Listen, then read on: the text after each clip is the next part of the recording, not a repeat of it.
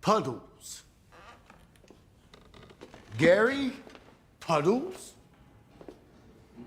Tell me, sir, is that your God-given name? Yes.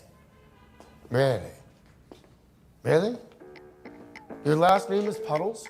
Isn't it crazy how movies with budgets that are over $50 to $100 million plus manage to flop, but movies that have a fraction of that budget not only made more than its money back, but it completely wiped the floor with these other movies? Let's talk about it right after this.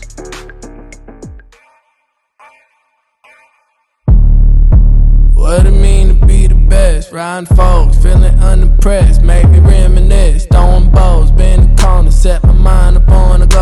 All I know is stay down, bad, I'm the goal. Okay, feel like the best, the great. Now ain't no debate. Okay, feel like the best, the great.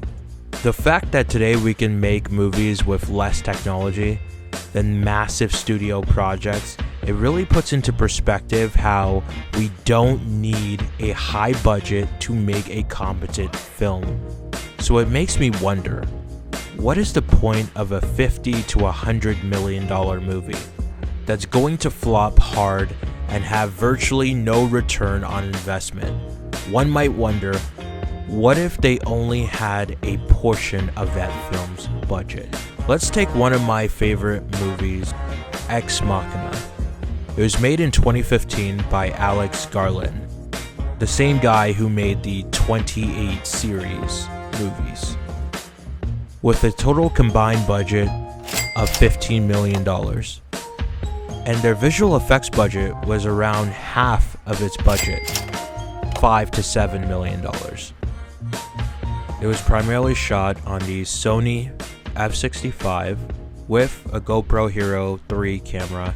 Most of the film was shot with natural light and very minimal LED panels to make sure it had that grounded realism look to enhance that clean architecture.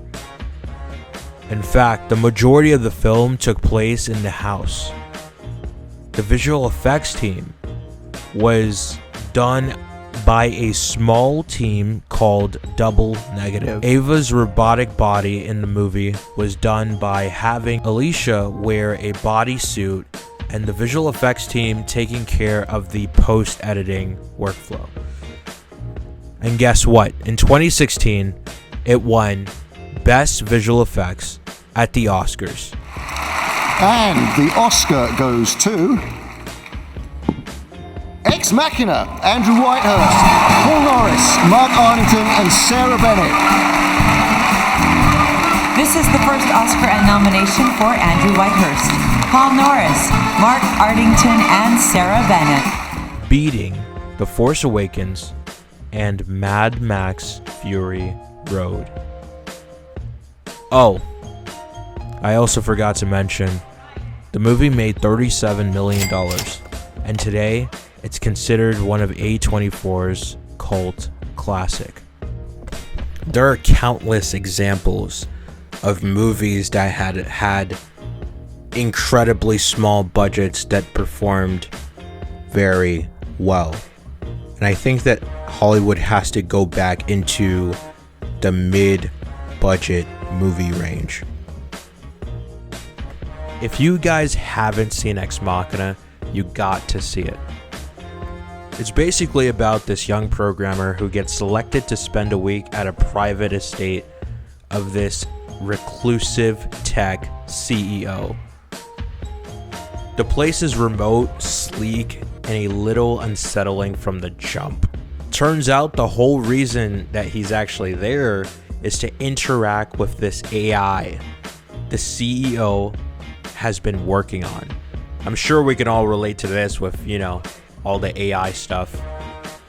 If you guys haven't checking it out, go check this movie out. You will not regret it.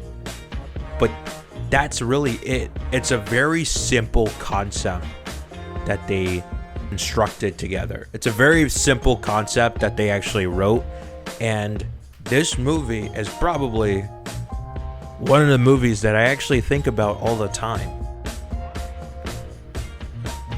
Now, I'm not saying that Hollywood should not have $100 million budget, because there are tons of films that have $100 million plus budgets that have made so much movie, and today they are well recognized in the film industry and in the mainstream world. What I'm saying, or what I'm proposing, is that movies should stick to $50 million or less. There's obviously proof that we can do so much with less. And in my personal opinion, I think that this drives the creative side of every single filmmaker, director, and cinematographer, working within limitations. Working in limitations is what every single filmmaker has done, even in their beginner stages.